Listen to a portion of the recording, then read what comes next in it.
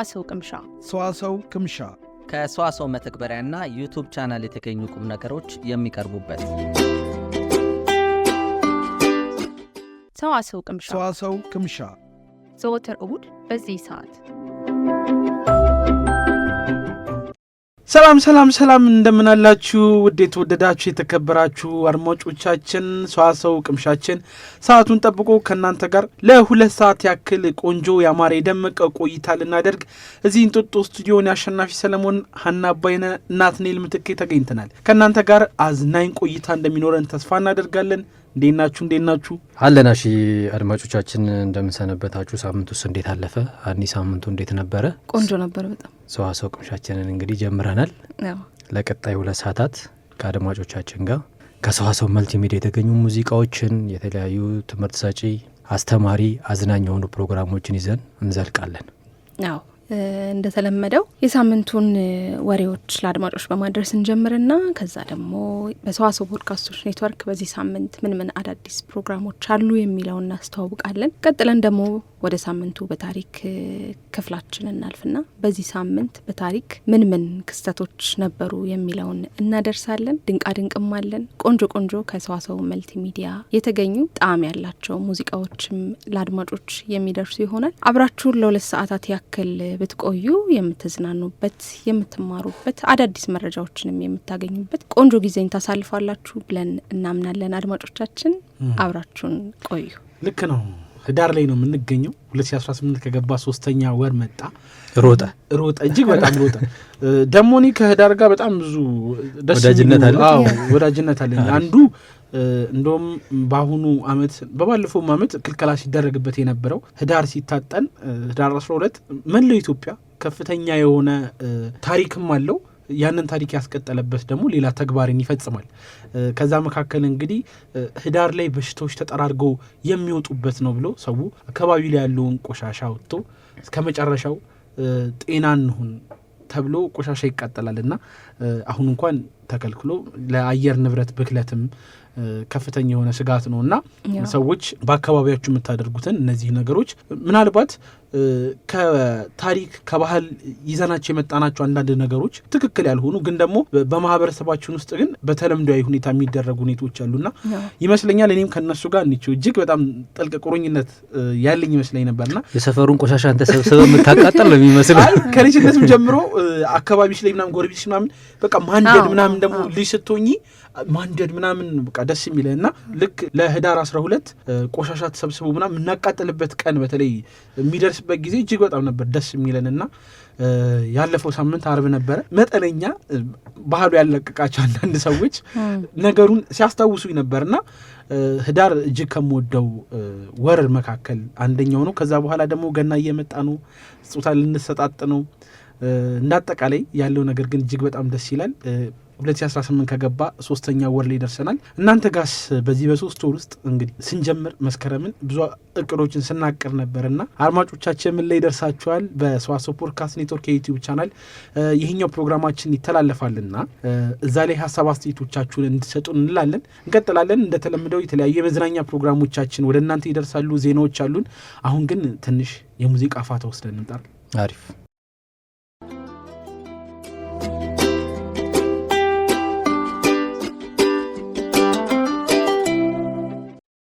ተመልሰን መተናል። አድማጮቻችን ሰዋሰው ቅምሻን ነው እያደመጣችሁ የምትገኙት። ሰዋሰው ቅምሻ በሰዋሰው መልቲሚዲያ ተዘጋጅቶ በትርታ ኤፍኤም 97.6 ወደ እናንተ የሚደርስ ቆንጆ የመዝናኛ የመማማሪያ ፕሮግራማችን ነው። አሁን ደግሞ ሰዓቱ የሳምንቱን ወሬዎች ወደ አድማጮች የምናደርስበት ነው። አዋንዬ እንግዲህ መረጃዎችን ከማቅረባችን በፊት ብዙ ጊዜ እኛም ስንቀመጥ የምናወራቸው ነገሮች አሉ። በተለይ ከትራንስፖርት ጋር በተያያዘ ታክሲ ላይ ሾፌሮች አሉ፣ ረዳት አለ፣ ተሳፋሪ አለ። በተለይ ከረዳት ጋር በተያያዘ ያላቸው ሪስፔክት ጥሩ ረዳቶችም እንዳሉ፣ አንዳንድ ረዳቶች ደግሞ ሰውን የማመናጨቅ በስርዓቱ ያለማናገር፣ አንዳንዴ እንደውም ለማህበረሰቡ ሰርቪስ የሚሰጡ እስከማይመስል ድረስ ያልተገባ ባህሪን በተሳፋሪ ላይ ያሳያሉ።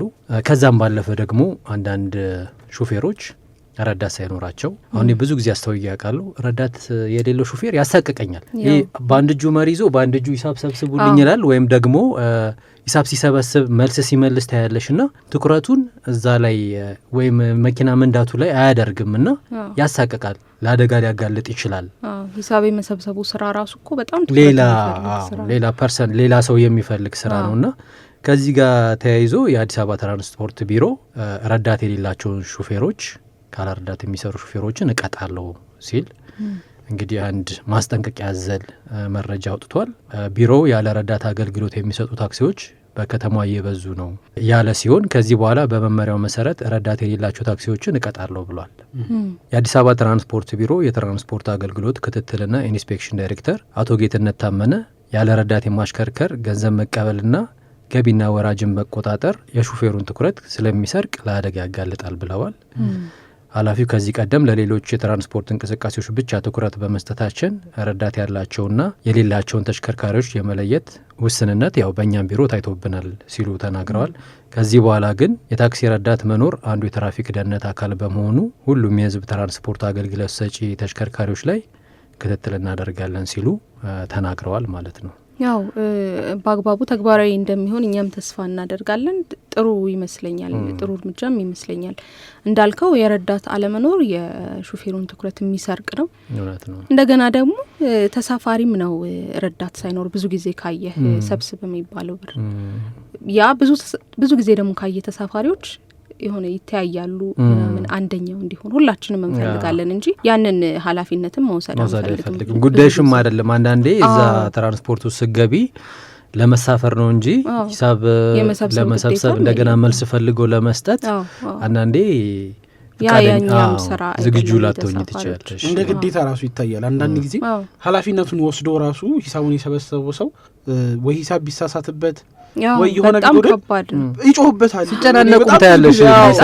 እኔ ራሱ ገጥሞኛል። ትራንስፖርት ልሳፈር ይጂ የምፈልገው ቦታ ለመድረስ ነው እንጂ ለመጨነቅ ታክሲ ውስጥ አልገባሁም እና እንደ ግዴታ ሂሳብ እንትን አልከው ኧረ ጉድ ፈላብኝም። እኔ በጣም ብዙ ጊዜ አጋጥሞኝ ተናድጄም አውቃለሁ እና በቃ እንደ ግዴ ረዳት ነው በቃ የሚመስለው። ከዛ በኋላ 5 ብር አለ 250 በቃ እንዲህ ሲባባሉ እዛ ይደርሳል። በር መዝጋት መክፈቱ እንደገና ማውረዱ በቃ ረዳት ነው የምትሆነው። አንዳንድ ሰው ደግሞ ድፍን ብር ይሰጥሽና መልሱ ግራ ይገባሻል። ማን እንደሰጠሽ ማን እንደሰጠሽ እኔ በጣም በቃ ገጥሞኝ ያውቃልና ግራ ይገባህና የሆነ ሰዓት ላይ በቃ ብለህ ትሰጠውና ለሹፌሩ እንዳደረገ ያርገው የምትልበት ሁኔታ ራሱ አለና ከባድ ነው። በጣም ጥሩ እርምጃ ይመስለኛል ይሄ እርምጃ።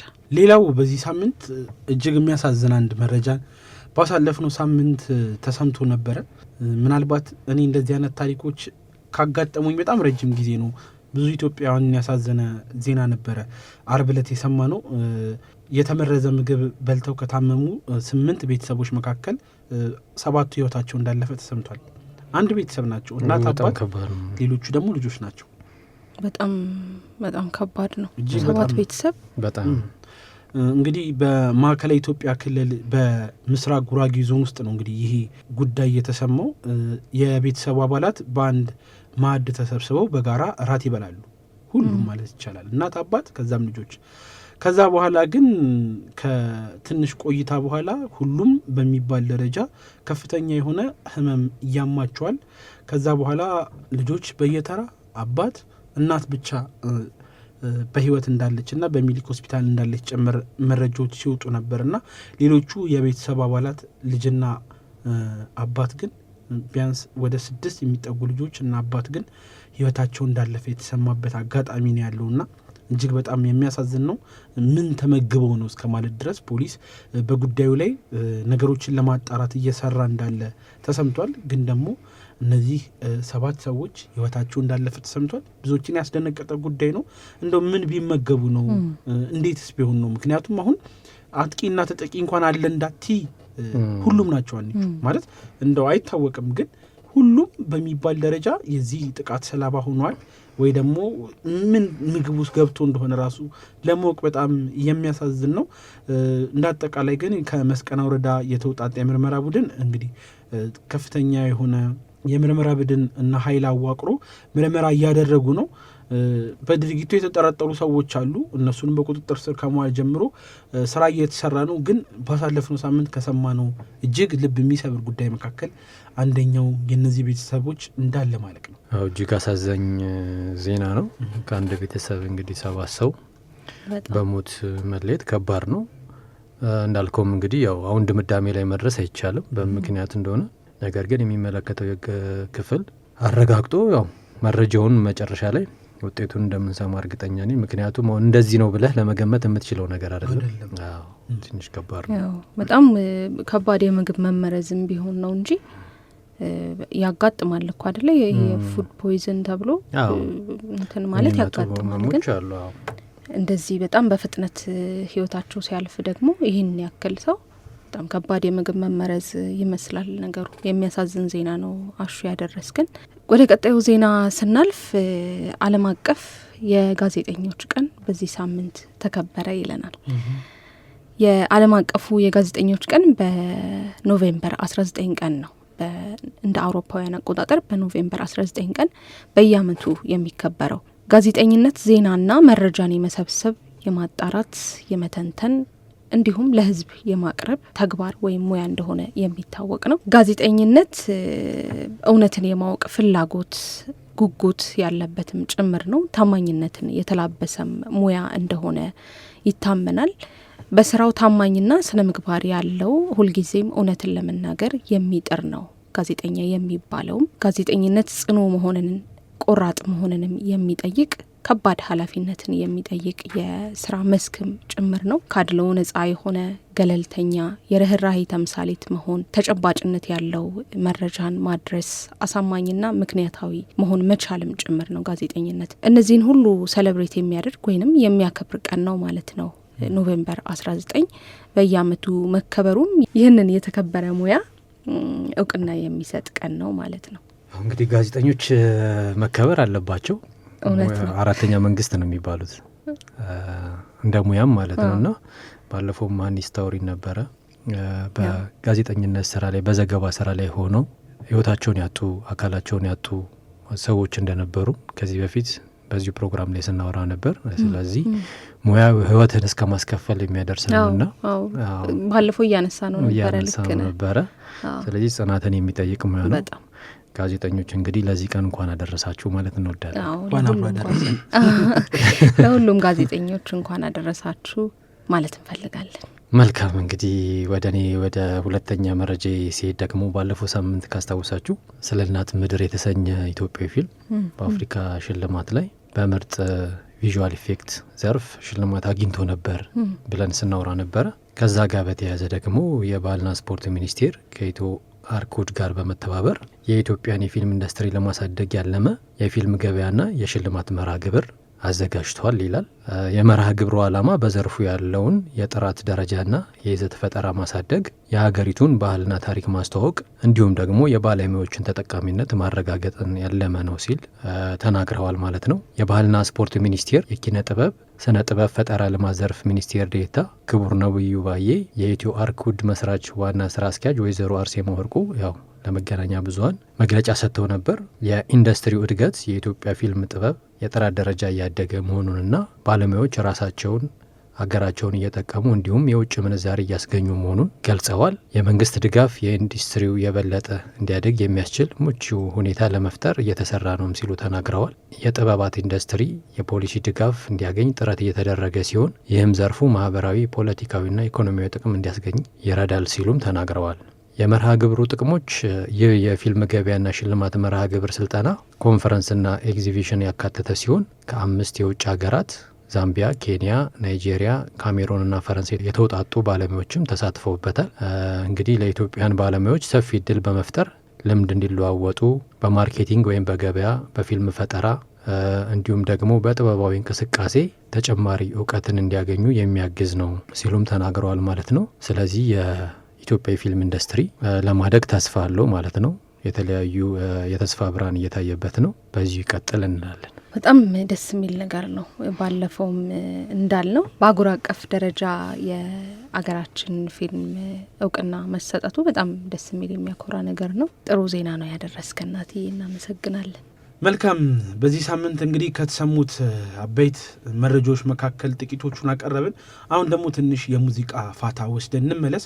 በሰዋሰው ቅምሻችን ላይ የምንጋብዛቸው ሙዚቃዎች ከሰዋሰው መልቲሚዲያ ዩቲዩብ ቻናል የተገኙ ናቸው። ለዛም ደግሞ እናንተ በድጋሚ ለመስማት የሰዋሰው መልቲሚዲያን ዩቲዩብ ቻናልን ሰብስክራይብ ማድረግ ትችላላችሁ። እንዲሁም ደግሞ መተግበሪያውን ከአፕ ስቶር እና ከፕሌይ ስቶር ላይ በማውረድ ከዓለም ዙሪያ የተገኙ ጣዕም ያላችሁ ሙዚቃዎችን በዚሁ እንደምታገኙ በዚሁ ለመንገር ነው። ሌላው የሰዋሰው ቅምሻ ዋናው መነሻችን የሆነው ከሰዋሰው ፖድካስት ኔትወርክ የተገኙ የተለያዩ ፖድካስቶችን የተለያዩ ሀሳቦችን ወደ እናንተ ጣል የምናደርግበት ነው። ስለዚህም በሳምንቱ የሚዘጋጁ የተለያዩ አስገራሚ ታሪክ፣ ድንቃድንቅ ስፖርታዊ የሆኑ ጉዳዮች ይዘጋጃሉና የሰዋሰው ፖድካስት ኔትወርክ የዩቲዩብ ቻናልን ሰብስክራይብ እንድታደርጉም እንጠይቃለን። ከሙዚቃ በኋላ እንመለሳለን። አብራችሁን ቆዩ።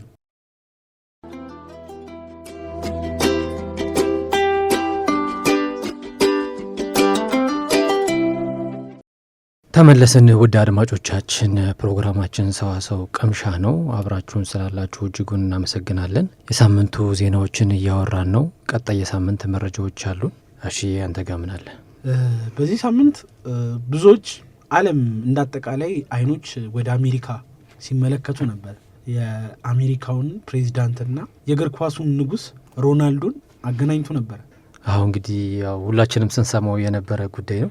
ክርስቲያኖ ሮናልዶ እና የትራምፕን ጉዳይ ልጃቸው አድናቂውም መሆኑን እሳቸውን በሚዲያ ሲያወሩ ነበረ። ለልጃቸው ያን እድልም አስገኝተውላታል። ዓለም በአንድ የሚወደውን ሮናልዶን በአካል እንዲገኝ እስከ ማድረግ የደረሰ ትልቅም ከኳስ ሜዳ እስከ ፖለቲካ ማዕከል የሆነው ሮናልዶ የሚል ስያሜም ያሰጠው ነበር። ታዲያ ክርስቲያኖ ሮናልዶን ፕሬዚዳንት ዶናልድ ትራምፕ ከልጃቸው ጋር ከዚህ ኮከብ ተጫዋች ጋር በማገናኘታቸው እንግዲህ የልጃቸው ፍላጎት ራሱ መሟላት በመቻሉ ብቻ እጅግ በጣም የብዙዎችን ልብ የነካ ጉዳይ ነበረ። ሮናልዶ እንግዲህ የሳውዲው ልዑል መሐመድ ቢን ሳልማን የክብር እንግዳ ሆነው ዶናልድ ትራምፕ ባዘጋጁት እራት ላይም ከባለቤቱ ጋር መገኘት እንደቻለ ብዙ ዓለም ሲነጋገርበት የነበረ ጉዳይ ነበር። እንግዲህ ይህ ስብሰባ የሮናልዶን ተጽዕኖ ከስፖርት ሜዳው በላይ አጉልቶ የሚያሳይ እንደሆነም በስፋት ሲነገር የነበረው መረጃ ነው። በዓለም ላይ ካሉ እንግዲህ ታላላቅ መሪዎች ዘንድ ክብርና ሞገስ እየተሰጠ ያለው ሮናልዶ ከዚህ ቀደም ዶናልድ ትራምፕ ዓለምን ሊለውጡ ከሚችሉ ሰዎች አንዱ ናቸው በማለት አድናቆቱን መግለጹም የማይዘነጋ ጉዳይ ነውና አሁን እነዚህ ሁለት ተጽዕኖ ፈጣሪ ሰዎች በአካል ተገናኝተው ለዓይነ ሥጋ በቅተዋልና እንዳጠቃላይ ዓለም በዚህ ሳምንት ሲነጋገርበት ከነበረው ጉዳይ መካከል አንደኛው የአሜሪካው ፕሬዚዳንት ዶናልድ ትራምፕና የእግር ኳሱ ኮከብ ክርስቲያኖ ሮናልዶ ተገናኝተዋል።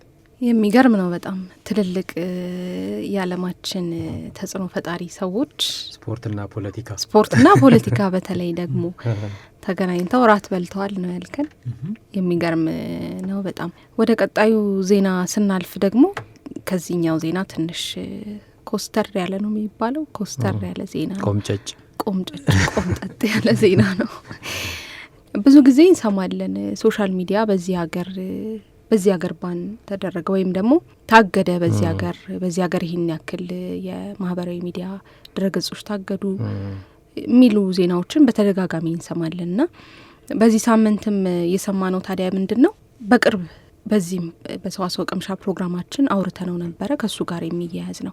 አውስትራሊያ ከ16 ዓመት በታች የሆኑ ህጻናትን ከማህበራዊ ሚዲያ የሚያግድ ህግ እንደምታወጣ አንስተን ነበረ ቀደም ብለንና ከዛ ጋር በተያያዘ ታዲያ ሜታ በአውስትራሊያ የሚገኙ ከ16 ዓመት በታች ያሉ ህጻናትን አካውንት መዝጋት ሊጀምር ነው የሚል ዜና ነው የሰማ ነው። በአውስትራሊያ የሚገኙ ከ13 እስከ 15 ዓመት ያሉ ህጻናት በመልእክት በኢሜይልና በመተግበሪያዎቹ በኩል የኢንስታግራም፣ የፌስቡክ እንዲሁም ትሬድስ አካውንታቸው ከመጪው ታህሳስ 4 ቀን ጀምሮ መዘጋት ይጀምራል ነው የተባለው ማለት ነው። ከታህሳስ 10 ጀምሮ ነው አውስትራሊያም ከ16 ዓመት በታች ያሉ ህጻናትን ከማህበራዊ ሚዲያ ማገድ የምትጀምረው ማለት ነው። ስለዚህ ሜታም ከዛ ጋር አያይዞ ይህንን እርምጃ መውሰድ እንደሚጀምር ነው ያስታወቀው። በአውስትራሊያ ከ13 እስከ 15 እድሜ ክልል ውስጥ የሚገኙ 150,000 የፌስቡክ እንዲሁም 350,000 የኢንስታግራም ተጠቃሚዎች አሉ ሲባል ሜታ ከታህሳስ 4 በኋላም እድሜያቸው ከ16 ዓመት በታች የሆኑ ህጻናት በሜታ ስር ያሉ ማህበራዊ ሚዲያዎችን መክፈት የማህበራዊ ሚዲያዎች አካውንቶችን መክፈት እንደማይችሉ ነው የገለጸው ማለት ነው። የሚጠቀሙ ሰዎች በአጠቃላይ መታወቂያም ማቅረብ ይኖርባቸዋል ማለት ነው። እድሜያቸውን የሚያረጋግጠው በዚህ መንገድ ይሆናል። ሜታ አውስትራሊያ ያወጣችውን ህግ የሚጥሱ የማህበራዊ ሚዲያዎችንም 50 ሚሊየን የአውስትራሊያ ዶላር እንደምትቀጣ አስታውቃ ነበር ማለት ነው። ስለዚህ ጠንክረው እየሰሩ ነው። ከ16 ዓመት በታች ያሉ ወይም ደግሞ ፕሪቲን የሚባሉ ከቲኔጀሮች ትንንሾቹ ማለት ናቸው። እነሱ በማህበራዊ ሚዲያ ድረገጾች ላይ ምንም አይሰሩም፣ መኖርም የለበትም ለነሱ ተብሎ እንደዚህ አይነት እርምጃዎች መወሰድ ጀምረዋል። በብዙ ሀገራት በተመሳሳይ እስከነ ጭራሹ ሲታገዱ ተመልክተናል። የማህበራዊ ሚዲያ ድረገጾች ማለት ናቸው። አውስትራሊያም አንዷ ሀገር ሆናለች ከ16 ዓመት በታች ያሉትን በመከልከል። ማህበራዊ ሚዲያ አጠቃቀም ብዙ ጊዜ አውርተን ተጫውተን እናውቃለን እና ያው አሁን ሁሉም ነገር ማህበራዊ ሚዲያ ላይ የሚወጣበት ጊዜ ነው። እንዳልነውም ከዚህ በፊት እንዳወራ ነው እድሜ ተኮር ካልሆነ ትንሽ እዛ ተጠቃሚዎቹን ሰዎች ወደ ሌላ መስመር የመውሰድ አላግባብ የሆነ ለህይወታቸው የማይጠቅማቸውን ነገር ብዙ ለህይወት የሚጠቅም ነገር የለውም ሳይሆን የሶሻል ሚዲያ ግን አለመምረጥ እነዛን ካታጎሪዎች አለመምረጥና የተገኘው ማየት በራሱ እነዚህን ታዳጊዎች ወደ ሌላ መስመር የሚወስድ ነውና በጣም ትልቅ ተጽዕኖ ትምህርታቸው ላይ፣ ቤተሰብ ላይ፣ ኮሚኒኬሽን ላይ ብዙ ጊዜ አውርተናል። አክቲቭ እንዲሆኑ ያደርጋቸዋል የማህበራዊ ሚዲያና እንደዚህ አይነት ውሳኔ መወሰናቸው መልካም ነው። ለታዳጊዎች በተለይ በማህበራዊ ሚዲያ ሱስ መያዝ በጣም ቀላል ነው። ትልቅ ሰው ስትሆን ትንሽ ይህን ያክል ጊዜ እያጠፋው ነው ምናምን የሚለውን ለማመዛዘን የተሻልክ ትሆናለህ። ነገር ግን እነሱ ያንን የሚያጠፉትን ጊዜም ከቁብ አይቆጥሩትም። ረጅም ጊዜ ያሳልፉበታል። በጣም ዋጋ የሚያስከፍልም ነገር ይሆናል ለእነሱም ለቤተሰቦችም ማለት ነውና ጥሩ ጥሩ ህጎች ናቸው የሚወጡት ከዚህ ጋር በተያያዘ። አሁን እንግዲህ ኮምጨጭ ካለው መረጃ ደግሞ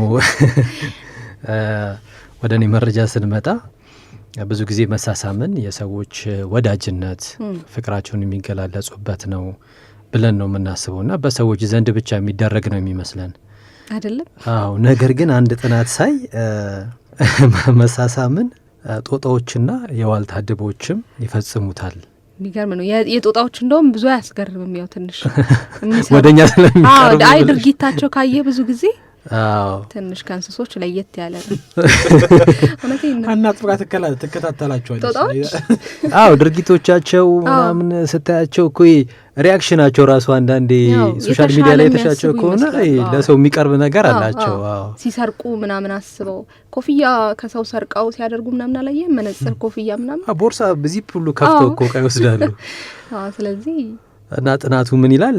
የመጀመሪያው መሳሳም ከ21 ሚሊዮን ዓመታት በፊት መፈጸሙን ሳይንቲስቶቹ አስታውቀዋል። መሳሳምን ሰዎች፣ ጦጣዎችና የዋልታ ድቦች ይፈጽሙታል ያሉ ሲሆን አሁን ላይ ተመራማሪዎች የመሳሳም የዝግመተ ለውጥ አመጣጥ በተመለከተ የደረሱበትንም ይፋ አድርገዋል። እንግዲህ ጥናታቸው እንደሚያመለክተው በአፍ የመሳም ሂደት ከ21 ሚሊዮን ዓመት በፊት በዝግመተ ለውጥ የተፈጠረ ሲሆን የሰው ልጅና ሌሎች ዝንጀሮች የጋራ ቅድመ አያት ፈጽሞት ሊሆን ይችላል ሲሉ ተናግረዋል ማለት ነው። በሳይንሱ ማለት ነው። እና ተመሳሳይ ጥናት እንደሚያመለክተው ሳይንቲስቶቹ ስለ መሳሳም ያጠኑት የዝግመተ ለውጥ እንቆቅልሽ የሆነ ጉዳይ ሲሆን ከዚህም የተነሳ ግልጽ የሆነ የመራቢያ ጥቅሞች የሌሉት የመሳሳም በሰው ልጅ ብቻ ሳይሆን በእንስሳት ዓለም ውስጥ የሚታይም ነገር ነበር።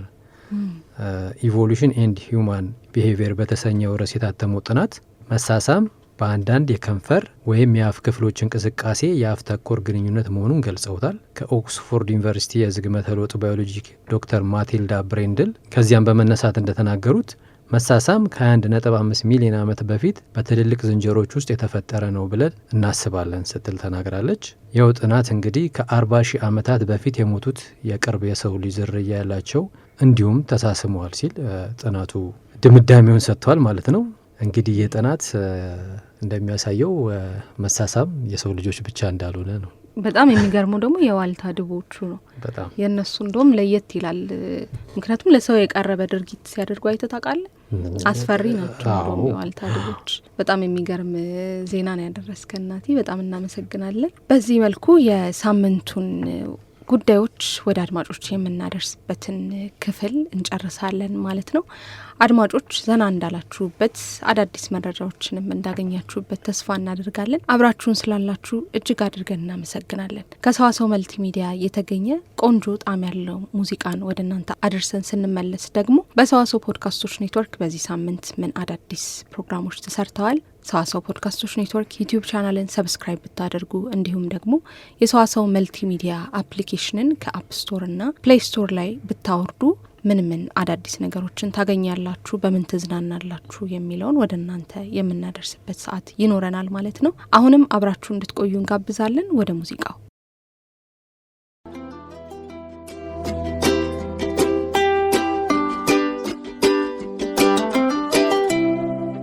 ተመልሰን መተናል። ከልቦ በቀረበው በትርታ 97.6 ላይ ያላችሁት እያደመጣችሁን ስላላችሁ እጅግ አድርገን ነው የምናመሰግናችሁ።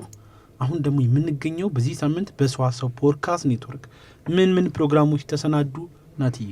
በሰዋሰው ፖድካስት ኔትወርክ እንዲሁም ደግሞ በሰዋሰው ሳይንስ ኤንድ ቴክኖሎጂ ቻናል ላይ በየሳምንቱ የተለያዩ ቪዲዮዎችን ሰርተን እንለቃለን። በዚህ ሳምንት እንግዲህ ውድ አድማጮቻችን እንዲሁም ተመልካቾቻችን በዚህ ቻናል ስር ገብተው ቢመለከቱ ምን አይነት ቪዲዮ ያገኛሉ የሚለውን ስንመለከት በሳይንስና ቴክኖሎጂ ቻናል ስር ስለ ስቲቭ ጆብስ የአፕል መስራች መሆኑን እናውቃለን። አፕልን ከመመስረቱ በፊት ምን አይነት አስተዳደግ አደገ፣ ቤተሰቦቹ ማን ናቸው፣ ከዛስ ወደ ሳይንስ እንዴት ተሳበ፣ አፕል እንዴት መሰረተ፣ ከዛ በኋላ ከአፕል እንዴት ወጣ፣ እንዴትስ ተመልሶ ገባ የሚሉትን የህይወት ታሪኮቹንና ህይወቱንና ከስራው ጋር በተገናኙ ሀኒ ቆንጆ አድርጋ ስለ ህይወት ታሪኩ እንዲሁም ደግሞ ህመም ገጥሞት ነበር ከጣፊያ ካንሰር ጋር በተያያዘ እንዴት ገጠመው፣ ህይወቱ እስክታልፍ ድረስ በስራው ውስጥ ምን አይነት ህይወቶችን አከናውኗል የሚለውን ቆንጆ አድርጋ አዘጋጅታልናለች።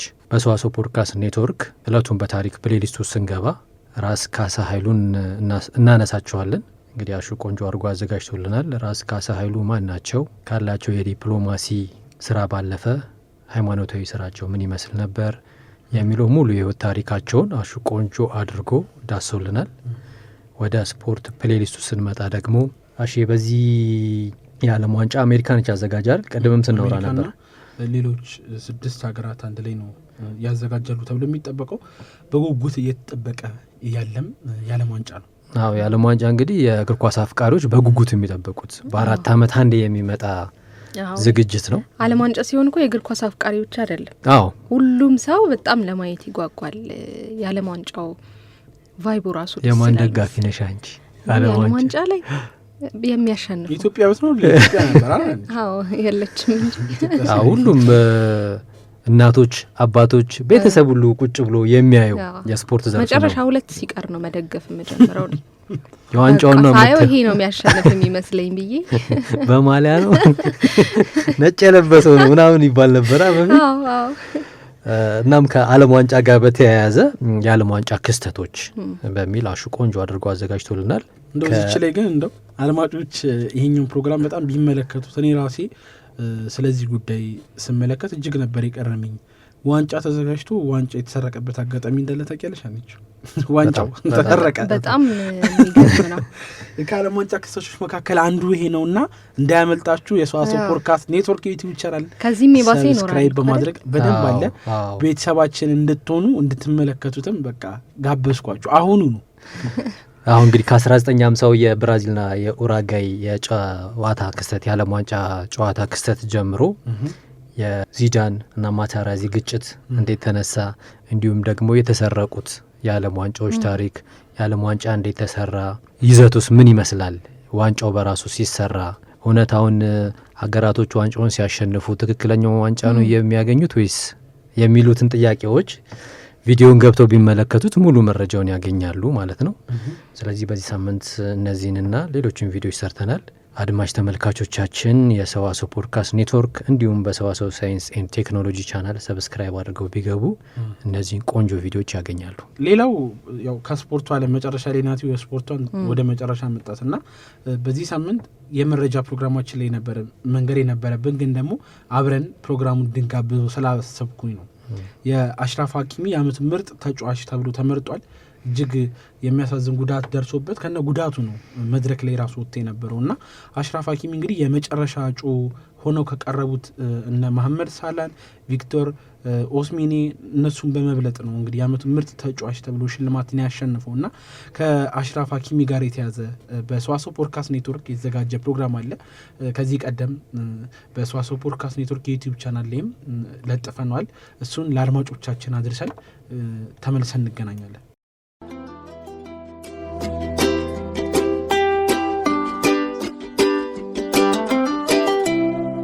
ዛሬም አንድ አስገራሚ ጉዳይ ልናነሳ ነው። ነገሩ ደግሞ ብዙዎችን በሚያስማማው የዓለም አንድ ቋንቋ በሚባለው የእግር ኳስ ዓለም ውስጥ የተፈጠረ አወዛጋቢ ክስተት። የዚህ አይነት ታሪክ በታዋቂ ዝነኛና ሀብታም ሰዎች ላይም በተደጋጋሚ ተከስቶ የተመለከትነው ጉዳይ ነው። ከፍቅር ጓደኞቻቸው ጋር ከትዳር አጋሮቻቸው ጋር የሚሰማ ጉድ የሚያስብል የፍቺ ሂደትና ድራማ የሚመስሉ ታሪኮች ብዙ ጊዜ ሳንሰማም አልቀረንም። ዛሬም የምንነግራችሁ ይህንን ሁሉ ውጣ ውረድ ባስገራሚና የብዙዎችን ቀልብ በሳበ መልኩ ስለተወጣው አሁን ደግሞ 15 ዓመት በስር እንዲቆይ ሊያደርግ የሚችል ከጾታዊ ትንኮሳ ጋር ከፍተኛ የፍርድ ቤት ክርክር ላይ ስላለው የሞሮኮ የምንጊዜም ኮከብ የፈረንሳዩ ፒኤስጂ ደጀን ስለሆነው አሽራፍ ሀኪሚም ነው። እነዚህንና ሌሎች የህይወት ገጾቹን ልንነግራችሁ ነውና ብራችሁን እንድትቆዩም በትህትናም ጋበዝን። ለቻናላችን አዲስ ከሆናችሁ እንዲህ ያሉ ከታሪክ የተሸረፉ ወቅታዊና አነጋጋሪ ስፖርታዊ ይዘቶችን በተከታታይ እንድታገኙ ሰብስክራይብ በማድረግ ቤተሰባችንም ይሁኑ። ብዙዎች ይህንን ተጫዋች በከፍተኛ ደረጃ አይናቸውን የተከሉበት የመገናኛ ብዙሃን ዜና የሶሻል ሚዲያ ማድመቂያ አድርገውት የነበረ አንድ ክስተት እንደነበረ አይዘነጋም። በድራማ የተሞላው የትዳር ከዛም የፍችም ሂደት ከስፔናዊቷ ተዋናይትና ሞዴል ሂባ አቡግ ጋር የነበረው ትዳር በፍቺ ሲያከትም በህብረተሰቡ ዘንድ ብዙ ያልተጠበቁ ክስተቶችና ጉዶችንም አሰማ። ይህ ታሪክ ለብዙዎች የፍቅር ታሪክ ማውቂያ ቢመስልም ከጀርባው የገንዘብና የንብረት ጉዳዮች ሲነሱበት ግን የህዝብ ትኩረት ሙሉ በሙሉ ወደዚያ አወዛጋቢ ጉዳይም ተዘዋወረ። ነገሩ ደግሞ እንዲህ ነው። አሽራፍና ሂባ እፈፍ ያለ ፍቅር በ2018 ከጀመሩ በኋላ የነበራቸው የእድሜ ልዩነት እንኳን ሳይገድባቸው በ2020 ትዳር ይመሰርታሉ። በእድሜያቸው መካከል የ12 ዓመት ልዩነት ቢኖርም የፍቅራቸው ጥንካሬ ማረጋገጫ ተደርጎም ይታይ ነበር። በጋብቻቸው 2 ልጆችንም አፍርተዋል። በጋራ የሚያሳልፉትን ጊዜያት ከልጆቻቸው ጋርና እርስ በርስ የተለያዩ ፎቶግራፎችን በማህበራዊ ሚዲያ ገጾቻቸው ሞልተው ለብዙዎች ምሳሌ የሚሆን ቤተሰብ መስለውም ነበር። ከዛ በኋላ ግን ነገሮች መልካቸውን ቀየሩ። በ2023 መጀመሪያ አካባቢ ግን ስለ ፍቻቸው ወሬዎች መናፈስም ይጀምራል። ሂባ አቡግ በይፋ ባወጣችው መግለጫ ከአሽራፍ ሀኪሚ ጋር መለየታቸውን ያን ጊዜ አረጋግጣለች።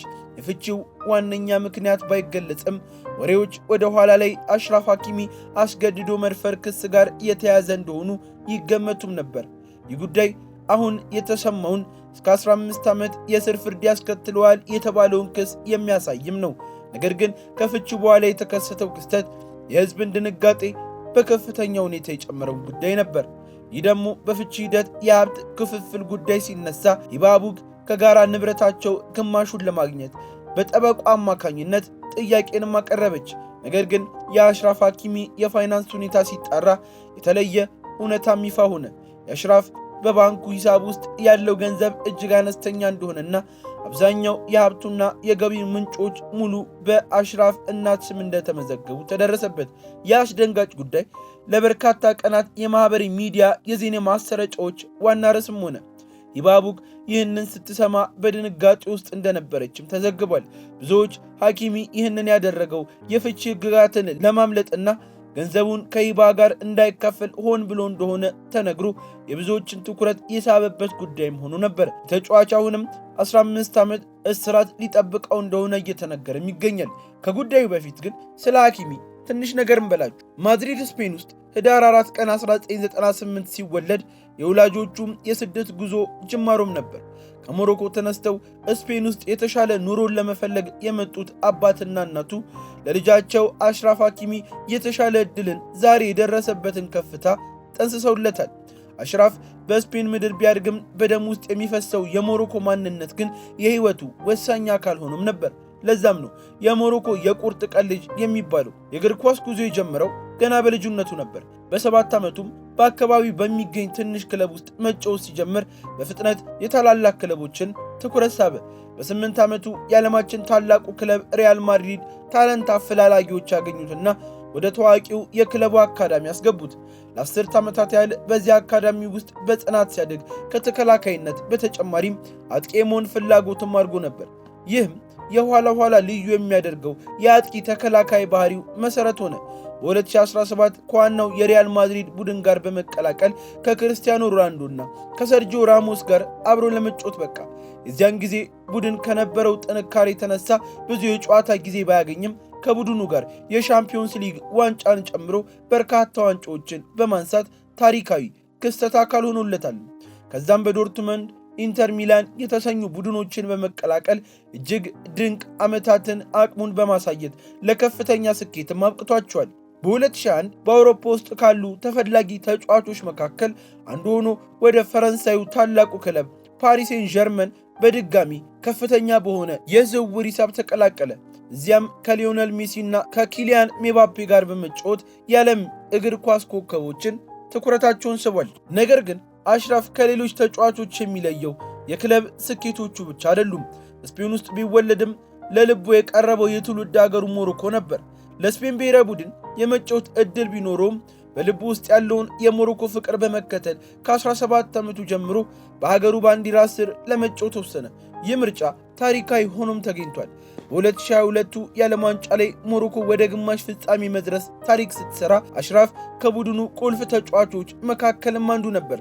በተለይ ከስፔን ጋር በተደረገው የፍጹም ቅጣት ምት ጨዋታ ላይ የመጨረሻውንና ወሳኙ ምት በእርጋታ አስቆጥሮ ለሀገሩ ድልን ሲያመጣ አፍሪካንና መላውን የሞሮኮ ሕዝብ በኩራትና በደስታ አጥለቅልቋል። ይህ ተጫዋች ግን ከሜዳ ባለፈ የተለያዩ አወዛጋቢ ጉዳዮች ሲገጥሙት በመግቢያችን ላይም ከትዳር አጋሩ ጋር ስላደረገው አወዛጋቢ የፍቺ ሂደት ስንነግራችሁ ነበር። ከሰሞኑ ደግሞ የስፔን ፍርድ ቤት ከዚህ ቀደም የተከሰሰበትን የፍርድ ቤት ጉዳይ ክሱ እንደተቀሰቀሰበትም ሰምተናል። በፌብሩዋሪ 25 2023 አንዲት የ24 ዓመት ወጣት ሐኪሚ ወደ ቤቱ እንድትመጣ መጋበዙን ከዚያም በአስገድዶ መድፈር ወንጀል እንደከሰሰችው በሕግ ጉዳዩ መታየት እንደጀመረም የተነገረው ሐኪሚ ሚስትና ልጆቹ ለረፍት በወጡበት ወቅት እንደሆነም ጉዳዩ ተፈጸመም እየተሰማም ይገኛል። ክሱ የቀረበው በ24 ዓመቷ ወጣት ሴት ሲሆን የክስተቱ ቦታ ደግሞ በፓሪስ የሚገኘው የአሽራፍ ሐኪሚ ቤት እንደሆነም ተገልጿል። ሁለቱም ከዚህ ቀደም በኢንስታግራም መልእክትን ሲለዋወጡ እንደቆዩም መረጃዎች ያትታሉ። ለመገናኘትም ተስማምተው ተቀጣጥረው ወደ ቤቱ መታ ከገባች በኋላ ሁኔታው እንደጠበቀችው እንዳልሆነ በክሷ ላይ ገልጻለች። ሐኪሚ አስገድዶ ለመድፈር ሞክሮ እንደነበር እሷም ደግሞ ከፍተኛ የሆነ እምቢተኝነት ማሳየቷም ተነግሯል። በመጨረሻም የጓደኛዋን እርዳታ ጠይቃ ከቤቱ እንደወጣችና ከክስተቱ በኋላ ጉዳዩን ለፖሊስ ጣቢያ ማሳወቋን ክሱ በወቅቱ ትልቅ መነጋገሪያና ክስ የተመሰረተበት ጉዳይም ነበር። ሐኪሚ በጠበቆቹ አማካኝነት በክሱ ላይ ምላሽንም ሰጥቷል። ክሱ ሙሉ በሙሉ ሐሰት መሆኑንም በመግለጽ በእርሱ ላይ የተሰነዘረው ውንጀላ ሁሉም ነገር ከንቱ እንደሚያደርግም አሳውቋል። የሐኪሚ ጠበቃ እንዳሉት ክሱ ተፈጽሟል የተባለበትን ታሪክ እንደምናየው ወጣቷ በፖሊስ ጣቢያ የሐኪሚን ድርጊት አስመልክቶ ሪፖርትን አቅርባለች። እንዲሁም ሐኪሚ በክርክር ውስጥ በፍጹም አለመሳተፉን እንደዚሁም ንጹሕ መሆኑን የሚያረጋግጡ መረጃዎች አለንም ባይ ናቸው። ይህ በእንዲህ እንዳለ የፈረንሳይ ባለሥልጣናት በጉዳዩ ላይ የምርመራ ሂደቱ መጀመሩም ተሰምቷል። የፈረንሳይ አቃቢ ሕግ አሽራፍ ሐኪሚ በአስገድዶ መድፈር ወንጀል የተከሰሰበትን ክስ በፍርድ ቤት እንዲፋጠንና እንዲወሰንበት ጭምር ጥያቄን አቅርቧል። ሐኪሚ ክሱን አጥብቆ ቢክድም ነገሮች ግን ከባድ የሚሆኑበት ሁኔታ ከተፈጠረ ዝነኛው ተጫዋች እስከ 15 ዓመት የሚቆይ እስር ሊፈረድበት ይችላል የሚለው ሰሞነኛ መነጋገሪያ ጉዳይ ነው። ሐኪሚ ከፈረንሳይ ግዛት ውስጥ እንዳይወጣ እስካሁን አልተከለከለም። እንደዚሁም ደግሞ ከክለቡ ፒኤስጂ ጋር ልምምድ ማድረጉን ቀጥሏል ሲሉ መረጃዎች ያሳያሉ። መጨረሻው ምን ይሆን የሚለውን አብረን የምንመለከተው ጉዳይ ሲሆን ለዛሬ እንደዚህ ያበቃል። ለቻናላችን አዲስ ከሆናችሁ ሰብስክራይብ በማድረግ ወቅታዊና አዳዲስ ጉዳዮችን ከኛ ያግኙ።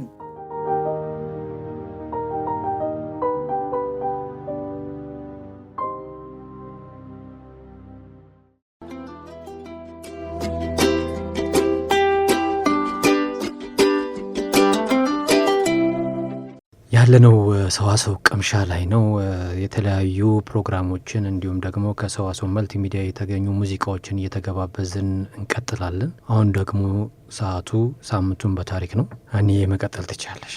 እንደተለመደው በዓለም ዙሪያ በታሪክ ምን ክስተቶች ነበሩ በዚህ ሳምንት የሚለውን ወደ አድማጮች እናደርሳለን ማለት ነው። በዚህም ሳምንት እንግዲህ ዓለም ትልቅ ክስተት ያስተናገደችበት ሳምንት ነበረ። ይህም እንግዲህ ፕሬዚዳንት ጆን ኤፍ ኬኔዲ ሽጉጥ ተተኩሶበት ህይወቱ ያለፈበትን ቀን ነው ማለት ነው የሚያስታውሰን። ኖቬምበር 22 1963 ዓመተ ምህረት እንደ አውሮፓውያን አቆጣጠር። በዚህ ቀን የዩናይትድ ስቴትስ 35ኛው ፕሬዚዳንት የነበረው ጆን ኤፍ ኬኔዲ በ1963 ዓመተ ምህረት በዳላስ ቴክሳስ ውስጥ ክፍት አናት ባለው መኪና ወይም ይሄ ኮንቨርተብል በሚባሉት መኪኖች ሲጓዝ ነበር ተተኩሶበት የተገደለው ማለት ነው። የአሜሪካ ፈርስት ሌዲ ወይም ቀዳማዊት እመቤቷ ጃክሊን ኬኔዲ ብዙውን ጊዜ በፖለቲካ ዝግጅቶች ላይ ባለቤቷን ስትቀላቀል ባትታይም በዚህ ቀን ግን ከጎኑ ተቀምጣ ነበረ። የቴክሳስ ገዢ ጆን ኮናሊና ባለቤታቸውም በመኪናው ውስጥ ነበሩ። በዳላስ መሀል ከተማ በሚካሄደው የ10 ማይል የሞተርኬድ ጉዞ ላይ ለመሳተፍም ነበር እነዚህ ሰዎች የነበሩት ማለት ነው። በመኪና ውስጥ ሆነው ለህዝቡ እጃቸውን እያወዛወዙ ሰላምታም እየሰጡ ነበረ። ታዲያ በዚህ መሀል እጅግ አስደንጋጭ የሆነ ዛሬም ድረስ አሜሪካውያንን የሚያነጋግር ማን ገደለው የተባለውም ሰው የተነገረን አይደለም፣ ሌላ ከጀርባው ምስጢር አለ ብለው ብዙዎች የሚያነሱትና ብዙዎች የሚከራከሩበት ጉዳይ የሆነው ክስተት ተፈጠረ ማለት ነው። ከቀኑ 6 ሰዓት ተኩል አካባቢ መኪናቸው የቴክሳስ ትምህርት ቤት የመጽሐፍት ማከማቻ ህንጻ ወይም ቴክሳስ ስኩል ቡክ ዲፖዚተሪ ቢልዲንግን አለፈ። ከህንጻው 6ኛ ፎቅ ላይም ሊ ሃርቪ ኦስዋልድ የተባለ አንድ ሰው 3 ጥይቶችን እንደተኮሰ ነው የሚነገረው ማለት ነው። ጥይቶቹ ፕሬዚዳንት ኬኔዲን ለሞት የሚያደርስ ጉዳት ያደረሱበት ሲሆን የቴክሳስ ገዥ የነበረውን ኮናሊን ደግሞ በከፍተኛ ሁኔታ አቆሰሉት። ኬኔዲ ከ30 ደቂቃ በኋላ ፓርክላንድ ሆስፒታል ውስጥ ህይወቱ ማለፉ ተረጋገጠ። ህይወቱ ሲያልፍም እድሜው 46 ዓመት ነበረ። ምክትል ፕሬዚዳንት የነበሩት ሊንደን ጆንሰን 8 ሰዓት አካባቢ ላይ ይህንን ተከትሎ የዩናይትድ ስቴትስ 36ኛው ፕሬዚዳንት ሆነው ቃለ መሐላ ፈጸሙ ማለት ነው። ስነ ስርዓቱ የተከናወነው በዳላስ ላቭፊልድ ኤርፖርት በቆመው ኤርፎርስ 1 አውሮፕላን ውስጥ ነበረ። ቀዳማዊት እመቤቷ ጃክሊን ኬኔዲ ደግሞ የባለቤቷ ደም የተረጨበትን ልብስ እንደለበሰች እሷን ጨምሮ ወደ 30 የሚጠጉ ሰዎች የምስክርነት ቃለ መሐላውን ተገኝተው ተመለከቱ። ከ7 ደቂቃ በኋላ አውሮፕላኑ ወደ ዋሽንግተን ዲሲ ዋይት ሀውስ ወዳለበት የፕሬዚዳንቱ መቀመጫ ለመሄድ ተነሳ። በኖቬምበር 25 ቀን ፕሬዚዳንት ጆንሰን የመጀመሪያውን አዋጅ አወጣ። ከዚህ በኋላ እንግዲህ ኖቬምበር 25 ቀን ለሟቹ ፕሬዚዳንት ጆን ኤፍ ኬኔዲ ብሔራዊ የሀዘን ቀን እንዲሆን ታወጀ ማለት ነው። በዚያ ቀን በመቶ ሺዎች የሚቆጠሩ ሰዎች በዋሽንግተን ጎዳናዎች ላይ ወጥተው ሀዘናቸውን ገልጸዋል። የኬኔዲ አስክሬን በፈረስ የሚጎተት ሰረገላ ከካፒቶል ሮቱንዳ ወደ ቅዱስ ማቴዎስ ካቶሊክ ካቴድራል ሲያልፍ ተመለከቱ። ከዚያም ስርዓቱ ወደ አርሊንግተን ብሔራዊ የመቃብር ስፍራ ቀጠለ ማለት ነው። የ99 አገራት መሪዎች በፕሬዚዳንቱ የቀብር ስነስርዓት ላይም ተገኝተው ነበረ። ዓለማችን ካስተናገደቻቸው በታሪኳ ካየቻቸው እጅግ አስደንጋጭ ክስተቶችም አንዱ ሆኖ ተመዝግቦ ይገኛል ማለት ነው የኬኔዲ ህልፈት። ጥሩ መረጃ ሰጠሽን ሀንዬ። አድማጮቻችን ሰዋሰው ቅምሻ እንደቀጠለ ነው። ሳምንቱን በታሪክ ይህንን መስል ነበረ። እንግዲህ አሁንም የመጨረሻ ፕሮግራም የሆነውን ድንቃድንቅ ዝግጅታችንን ከመጋበዛችን በፊት ሙዚቃ እንዲሁም ደግሞ አንድ ከሰዋሰው ፖድካስት የተገኘ አንድ ፕሮግራም ተገባብዝ እንመለሳለን። አብራችሁን ቆዩ።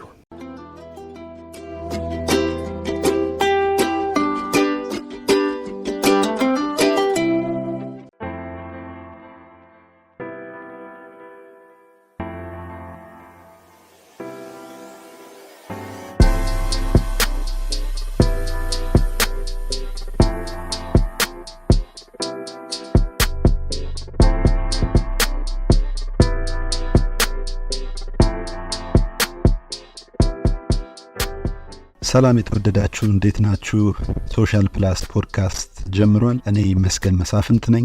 ዛሬ ከኔ ጋር ቆይታ እናደርጋለን። በሶሻል ፕላስ ፖድካስት ዘወትር እንደምንለው ወቅታዊ ማህበራዊ አጀንዳን ይዤላችሁ ቀርብ ያለው በዚህ ወቅታዊ ጉዳይ ውስጥ ብዙዎች እንደምትጠቀሙ እና ለተሻለ ለውጥ እንደምትሰሩ እንደምትበረታቱበት አምናለሁ።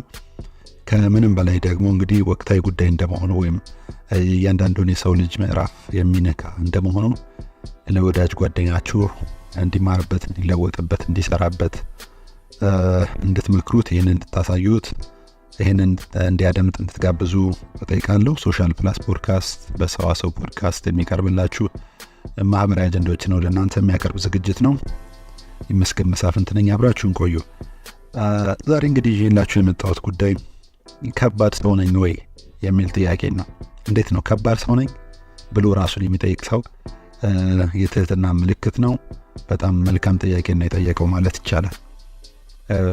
እንግዲህ ከባድ ሰው ነኝ የምንለው በክብደት እንዳልሆነ መቼስ ሁላችሁም እንደምትወስዱት አምናለሁ። ይህንን የምናነሳው በዋነኝነት ከባህሪ አንጻርና ከመግባባትና በቡድን ውስጥ አብሮ ከመስራት ጋር ወይም ሰዎች ሲመለከቱን እንዴት ነው እንደ አስቸጋሪ ሰው ይቆጥሩናል የሚለውን ለማየት ነው። ከባድ ሰው ነኝ የሚለው የምናነሳው ወይም አስቸጋሪ ሰው ነኝ የሚለውን የምናነሳው። አንዳንዶች እንግዲህ ሰውን አስቸጋሪ የሚሉበትን ነገር መጀመሪያ አንስቶ መጀመር ጥሩ ይሆናል።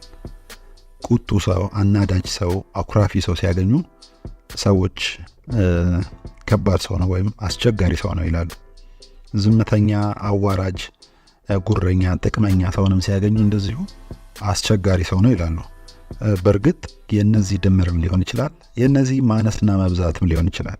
በብዛት አሁን ያነሷቸው አሉታዊ ጎኖች ስለሆኑ በብዛት ሲበዙ ነው አስቸጋሪ ሰው ናቸው የሚባለው።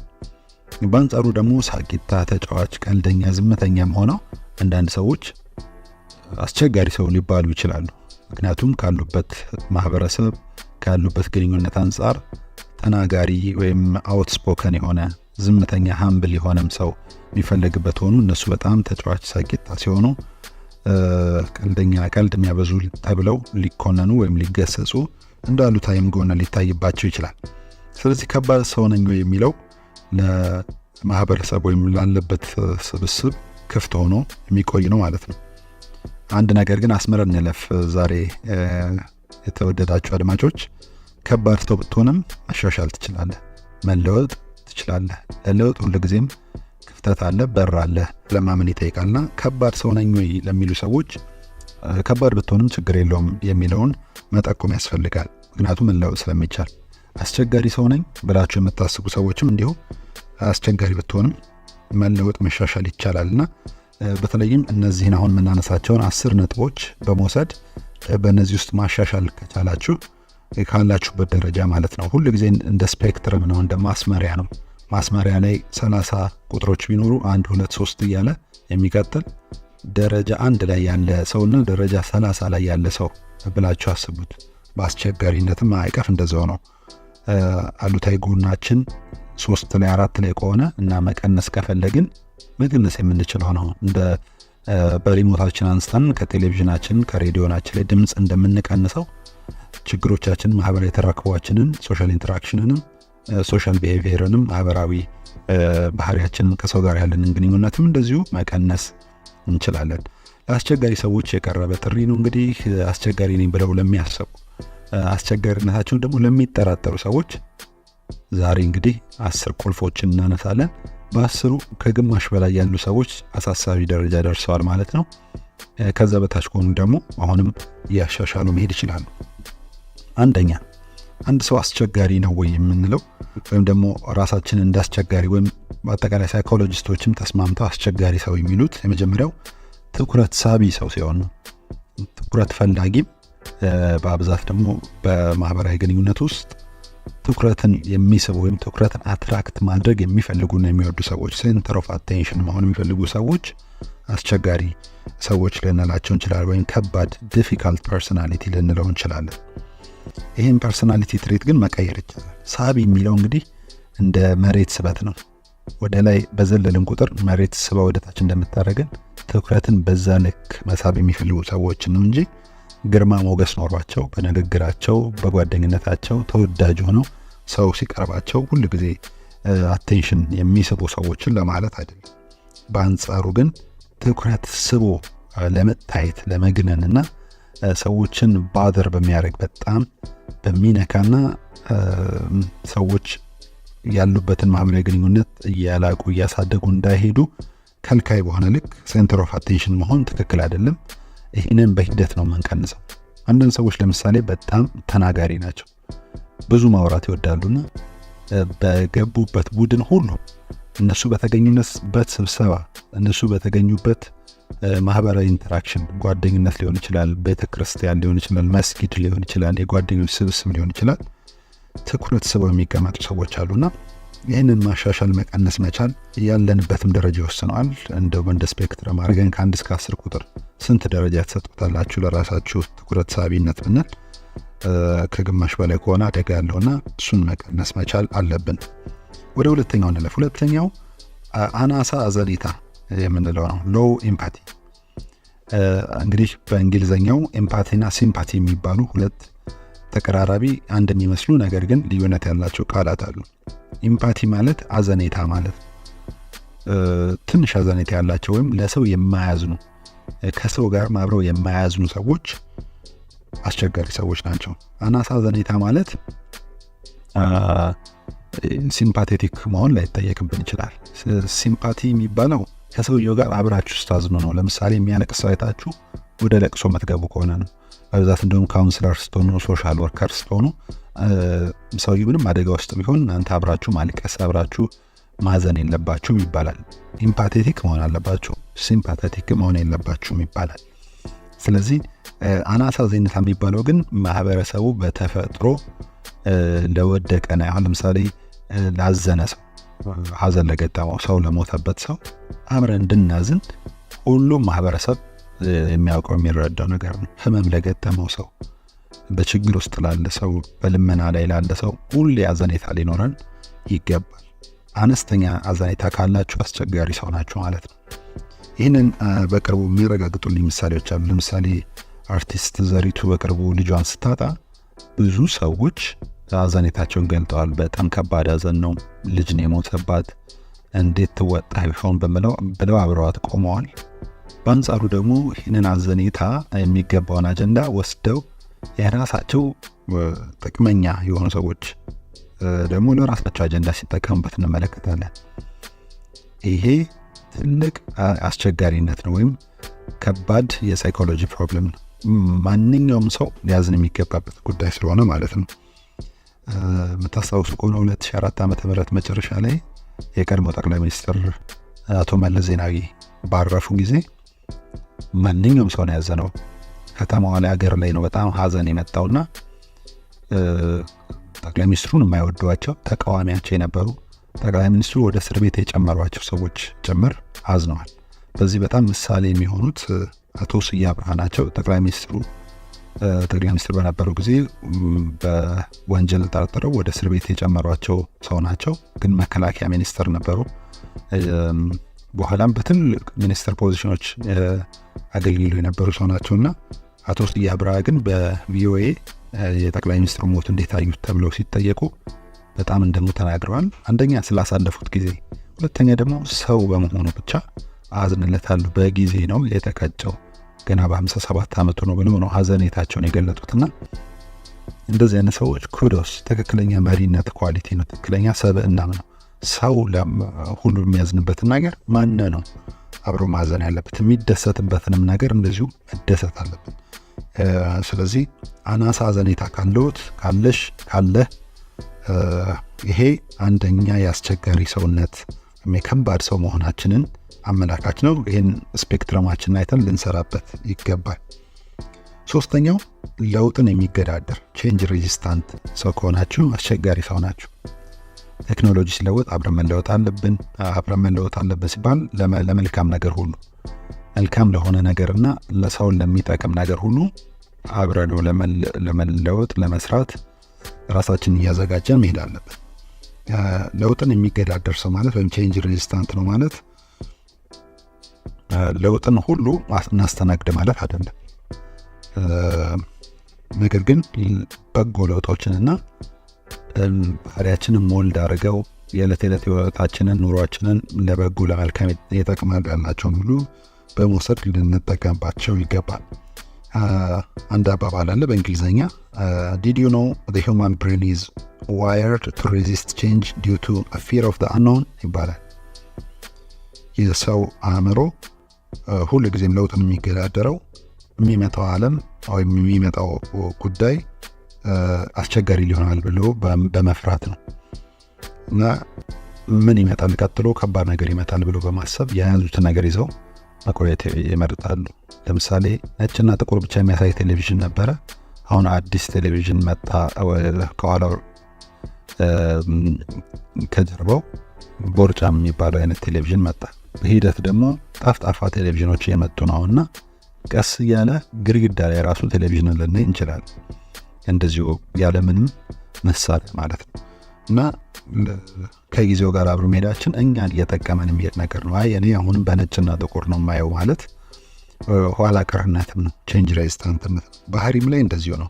አንዳንድ ሰዎች የድሮ ባህሪያቸውን ማለትም ዘመን ያለፈበትን አካባቢው ተለውጦ እኔ ግን እዚህ አካባቢ ሰው ነኝ ብለው ራሳቸውን የሚይዙ ሰዎች አሉ። እኔ ድሬዳዋ ነኝ፣ የሐረር ነኝ፣ የወሎ ነኝ ብለን ባህሪ ልንገደበው አይገባም። ባህሪም ለለውጥ አሁንም ዝግጁ መሆን አለበት። እንደ ሄድንበት አካባቢ እንደምንኖርበት ማህበረሰብ ንቃተ ህሊና ከፍ ያለውን ነገር ይዘን ልንጓዝ ይገባል። አንድ ወዳጅ መርካቶ አካባቢ ነው ያደገውና መርካቶ በጣም ተበቅብቅ ያሉ ቤቶች አሉት እና የሚጠቀሙበት መጸዳጃ ስፍራም እንደዚሁ በጣም በጣውላ ላይ ሄደው ነው የሚጸዳዱት። ነገር ከስራቸው ሲያልፍ እንደ ወንዝ እያዩት ነው እና ምን አለኝ፣ እኔ እኮ ከዋሄ አሁን ብዙ ሰው ከሚጠቀምበት ኮንዶሚኒየሞች ላይ በብዛት ያለውን አይነት መጸዳጃ ስፍራ አልለመድኩትም፣ ውስጥ የራሱ አልተቀበለውም አለኝ እና የእዛው ተመልሼ መርካቶ ያለውን ስጠቀም ነው ደስ የሚለኝ አለኝና ይሄ እንደዚህ አይነት ባህሪ ቼንጅ ሬዚስታንት እንለዋለን። ጥሩ ያልሆነ ነገር ይዘን ለመቀጠል የግድ ምንል ከሆነ ቼንጅ ሬዚስታንት ነን ማለት ነው። በዚህ ወደ አራተኛው ልረፍ። አራተኛው ነጥብ ወይም ደግሞ አንድ ሰው ከባድ አስቸጋሪ ሰው መሆኑን የሚያይበት ሁሌ ትክክለኛ ነኝ ባይ ከሆነ ነው። ኦልዌይስ አም ራይት ብለው የሚያስቡ ሰዎች አንድ ነገር እርግጠኛ ልሆንላችሁ ፈልጋለሁ፣ ሁላችንም ሁሌ ትክክል አይደለንም። ከዚሁ ጋር ስህተትን አለማመን ሃርድ ኢን አድሚቲንግ ፎልትስ የምንላቸው አይነት ችግራቸውን ለመቀበል ለማወቅ ለመረዳት ከበድ ያሉ ሰዎች ካገኘን እነዚህ ሰዎች አስቸጋሪ ሰዎች ናቸው። ብዙ ማሳያዎች አሉ። ተሳስቻለሁ የምንለው ራሳችንን በሌላ ሰው ጫማ ውስጥ በማድረግ ጭምር ስለሆነ ሰዎች ተሳስተሃል ደጋግሞ የሚሉን ከሆነ ስህተቱ ከኛ ሊሆን ይችላል። አንድ አባባል አለ እንደውም በአማርኛ ስቲል ያደናቀፈ ድንጋይ ስትመለስ ካደናቀፈ ድንጋዩ አንተ ነህ ይባላል እና ብዙ ጊዜ ለሰዎች እንቅፋት የምንሆን ከሆነ ፎልት ስህተትን አላምን ብለን ነው ግዴታ እኔ ባልኩት መንገድ ማይ ዌይ ኦር ዘ ሃይዌይ ብለን ነው ማለት ነውና ኢትስ ኦኬ ቱ ቢ ሮንግ ለመሳሳት ራሳችንን ልንፈቅድለት ይገባል። ይህን ስንል ደጋግመን ተመሳሳይ ስህተትን ደግሞ መስራት እንደዚሁ ዋጋ የሚያስከፍል የአስቸጋሪነት ምልክት ነው። በዚህ ወደ አምስተኛው እንለፍ። አምስተኛው ብዙ ሰውን አስቸጋሪ ነው እላለሁ ምንል ከሆነ ወይም ብዙ ሰዎችን አስቸጋሪ ናቸው ምንል ከሆነ አካባቢያችን ላይ ያሉትን ቤተሰባችንን፣ የቅርብ ጓደኛችንን፣ የትዳር አጋራችንን ሊሆን ይችላል ብዙዎችን ከአንድ ቁጥር በላይ የሆነን ሰው አስቸጋሪ ሰው ነው ምንል ከሆነ ወይም በአስቸጋሪ ሰው እንደተከበብን የምናስብ ከሆነ እኛ አስቸጋሪ መሆናችንን ነው የሚያሳየው ማለት ነው። ሁሉም ሰው አስቸጋሪ ሊሆን ስለማይችል። ስድስተኛው ፍሬ ቢስ አሰማም ነው። if we struggle to be active listeners, that's also one way of to see that we are a difficult person or one who possesses a difficult personal traits ማለት ነው። በብዛት እንግዲህ ሰውን አስቸጋሪ ነው አይደለም የምንለው በቡድን ወይ በህብረተሰብ መካከል ባሉ ስብስቦች፣ በስራ በቤተሰብ መካከል ኮሚኒኬት የማድረግ ብቃቱንና መግባባት የመቻሉንና አብሮ የመስራት ብቃቱን አይተን ነውና አሰማም ስድስተኛው ቁልፍ ነጥብ ሆኖ ተቀምጧል። ስለዚህ በብዛት የህይወት ክህሎት ስልጠናዎችን ስንሰጥ የምንጀምረው ከኮሚኒኬሽን። አንድ ሰው በደንብ መግባባት የሚችል ከሆነ ፍሬያማ አሰማም አለው ማለት ነው። አሰማሙ ወይም ሊስኒንግ ስኪሉ ፍሬያማ ነው። ፍሬ ቢስ የሆነ አሰማም ግን አስቸጋሪነት ምልክት ነው። እንደዚህ ብላችሁ ብሎ ወደኋላ የሚመልስ ከሆነ እንዲሁም ሰዎችን ለመስማት ጊዜ የማይወስድ ከሆነ አስቸጋሪ ነው። ፍሬያማ አሰማም ደግሞ አንደኛው መገለጫው መልእክቶችን በቀላሉ መረዳት ነው። በቃል ሊሆን ይችላል፣ በጽሁፍ ሊሆን ይችላል፣ በምልክት ሊሆን ይችላል። መንፈሱን ራሱ የቡድን የስብሰባውን የስፒከሩን የተናጋሪውን ሰው መንፈስ ራሱ አንበቦ መረዳት ሲችል እዛው ደግሞ ሪፍሌክት ማድረግ ሲችል ነው። አዎ እንደዚህ ነው ያልከኝ ብሎ ሪፍሌክት አድርጎ ጉዳዩን ይዞ አንኳር ሀሳቡን ይዞ ነው ወደ ጉዳይ ማስፈጸሙ መሄድ ከሆነ ፍሬያማ አሰማም እንለዋለን። ፍሬ ቢስ የሆነ አሰማም ግን በተለይም በብዛት ሰዎችን ለመስማት የሚገዳደረን ከሆነ የሚከብደን ከሆነ ቆም ብለን ልናስብ ይገባል። 7ኛው አሉታዊነት። ኦፍን ኔጋቲቭ የሆኑ ሰዎች አሉ። ይሄ እንግዲህ ብዛቱን ይወስነዋል። ምክንያቱም አሉታዊነት አንዳንዴ ጥሩ ሊሆን ይችላል። ለምሳሌ መጥፎ ነገር ካየን ይሄ መጥፎ ነው ካልን ወይም ደካማ ጎኑን ተመልክተን ለሰውየው ነቅሰን የምናሳይ ሰዎች ከሆነን ኔጋቲቭ ሊያስብለን አይችልም። ግን አሉታዊነት ሁሌ የሚደጋገም ከሆነ በሁሉም መድረክ፣ በማንኛውም ሚዲያ፣ በማንኛውም ሀሳብ፣ በማንኛውም ትምህርት የሚሰጠንን ነገር ሁሉ ኔጋቲቭ ካደረግነው ችግሩ ወደ ውስጣችን ይሆናል ማለት ነው። አሉታዊነት ሲበዛ ጥሩ ስላልሆነ ማለት ነው። አሉታዊነት ውሳኔያችንን ሲያስቀይረን፣ አሉታዊ ነገርን ተመልክተን ኮንስታንትሊ ኔጋቲቭ ምንሆን ከሆነ ጓደኝነትን ያበላሻል፣ ማይንድ ሴትን ያበላሻል፣ ስነ አእምሮን ማለት ነው ያበላሽ ይሄዳል። ስለዚህ ሁል ጊዜ ኔጋቲቭ ነኝ ወይ? እስቲ ባለፉት 2 ሳምንታት በህይወታችሁ የወሰዳችሁትን ውሳኔ ተመልከቱና ያንን ውሳኔ የወሰንኩት በአሉታዊ ጎኑ ምክንያት ነው ብላችሁ ካሰባችሁ ራሳችሁን ልታጥኑ ይገባል። ማለት አሁን ለምሳሌ አንድ የፍቅር ግንኙነት ውስጥ ለመግባት ያሰበ ሰው ያንን ጉዳይ ያቆምኩት ሰውየው ባለው አለባበስ ነው፣ ባላት አለባበስ ነው፣ ባላት የኑሮ ደረጃ ነው፣ ወይም በድህነት መጠን ነው፣ ሌላም ነገር ብላችሁ ሰውየውን ብቻ ተመልክታችሁ አንድን ጉዳይ ለመወሰን ከሄዳችሁ አንድ የአሉታዊነት ምልክት ነው። ማንኛውም ነገር ተመልክተን ፖዚቲቭ ነገሩን ማስተዋል አለብን። አንድ ወዳጄ በቅርቡ ሁል ጊዜ አንተን አግኝቼ ሲሄድ ኢንስፓየርድ ሆናለሁ አለኝና ከኔ ብቃት እንዳልሆነ ገባኝና ያንን ነገርኩት። እኔ ማለት ብቁ ሰው ጎበዝ ሰው ሆኜ ሳይሆን ኔጋቲቭ ስላልሆንኩ ነው። ማንኛውም አይነት ሀሳብ አንድ ሰው ይዞልኝ ሲመጣ መልካም ጎኑን አይቼ ያንን ብቻ ተናግሬ ለመሄድ ስለወሰንኩ ነው። ስለዚህ ይህን ማድረግ ደግሞ በብዙ ጠቅሞኛል። ለሰዎች ብቻ ሳይሆን ለራሴም እንደተርፍ አድርጎኛል። አሉታዊ ነገርን የሚመለከቱ ሰዎች ግን ከመንገድ ይቀራሉ፣ ከመንገድም ይስታሉ፣ ወደኋላ ይቀራሉ፣ ይጎተታሉና ዘወትር አሉታዊ ሰው ከሆናችሁ ራሳችሁን መርምሩ። 7ኛው ቁልፍ ሀሳብ ይሄ ነው። 8ኛው ግጭትን የሚሸሽ ሰው ከሆነን አሉታዊ ነን ወይም ደግሞ አስቸጋሪ ሰው ነን ማለት ነው። ምክንያቱም ጤናማ ግጭት ስላለ።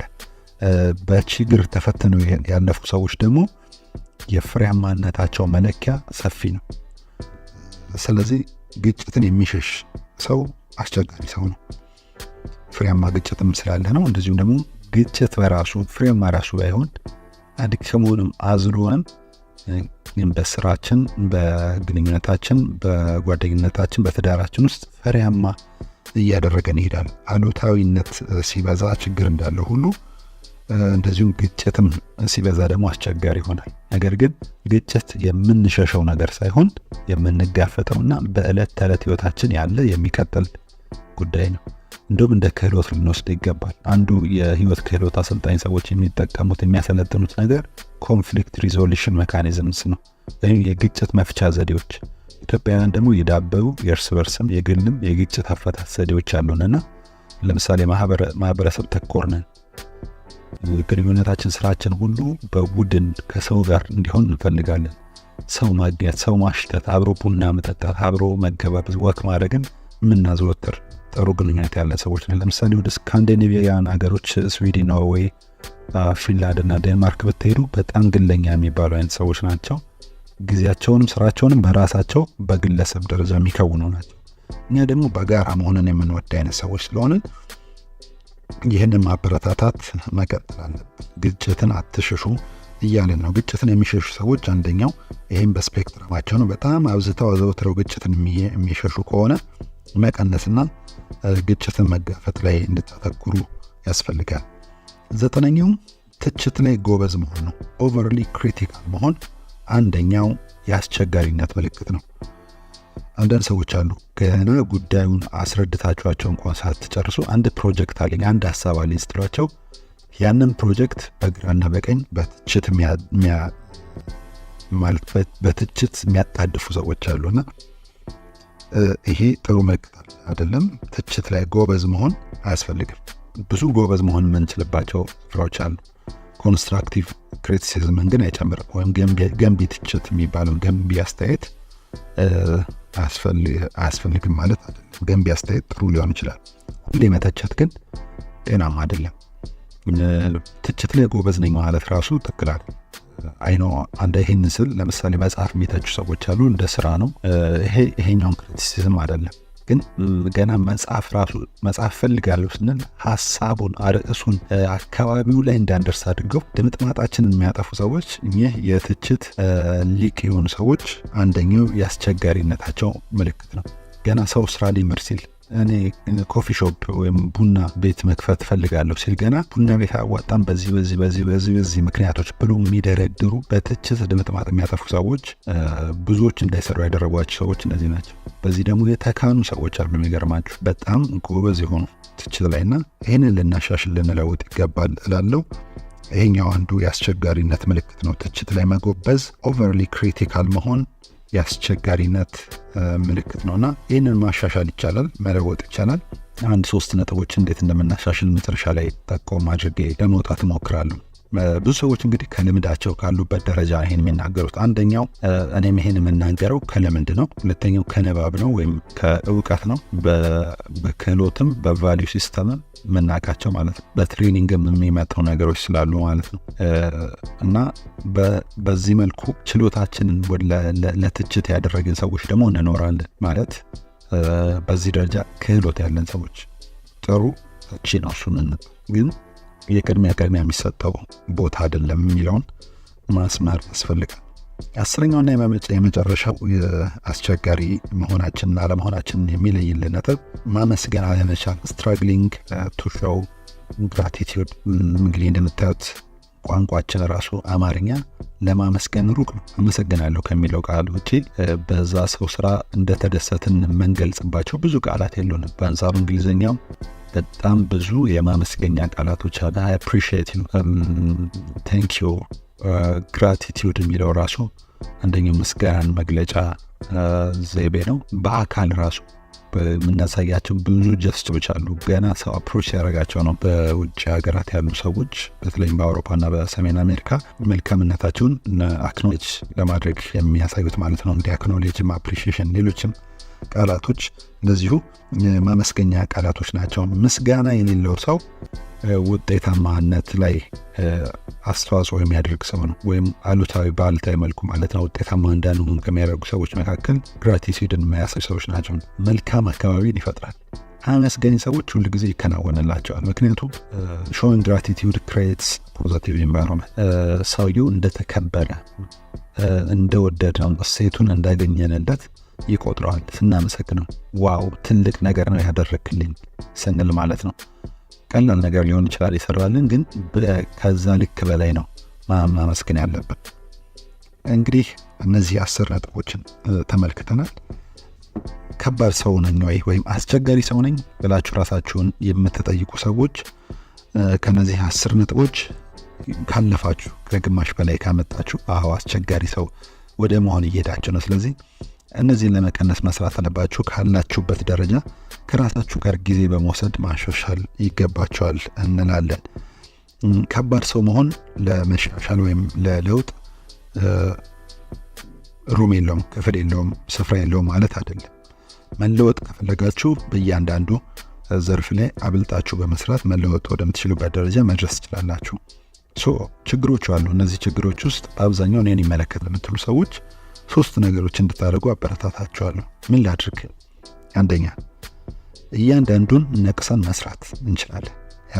አስቸጋሪነታችን የታየበትን ቦታ አዘኔታ የሌለው ሰው ከሆናችሁ አዘኔታ ለመጨመር ከሚያዝኑ ጋር አብራችሁ ለማዘን መንገድ ላይ ውሻና ድመት እንኳን ተጥሎ ስታዩ አዘኔታ አለ።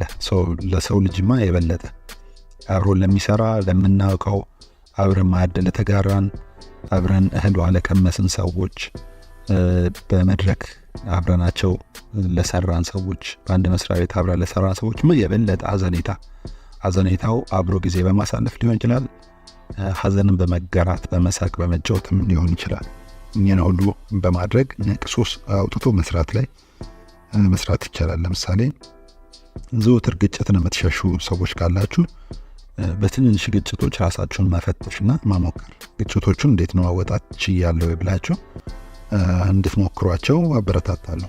ሁሌ ትክክል ነኝ ብላችሁ የምታስቡ ሰዎች ደግሞ ለስህተት በር እንድትከፍቱ ማለትም ተሳስታችሁ እንድትቀሩ ሳይሆን አንዳንድ ስህተቶቻችሁን በማን እንድትጨምሩ አበረታታለሁ። ለውጥን የሚገዳደሩ ሰዎች ደግሞ ወይም ቼንጅ ሬዚስታንት የሆናችሁ ሰዎች እስቲ ዛሬ ትንሽ ነገር ለመለወጥ ግሩ። ሙሉ በሙሉ አለባበሳችሁን ለምሳሌ መቀየር ላይጠበቅባችሁ ይችላል። ነገር ግን ሰውን ለመረዳት በሰው ልክ በማሰብ መለወጥ በምትፈልጉበት አቅጣጫ ሁሉ ክፍል እየሰጣችሁ እያመቻቻችሁ እንድትሄዱ ያስፈልጋል። ማመስገንን ተለማመዱ።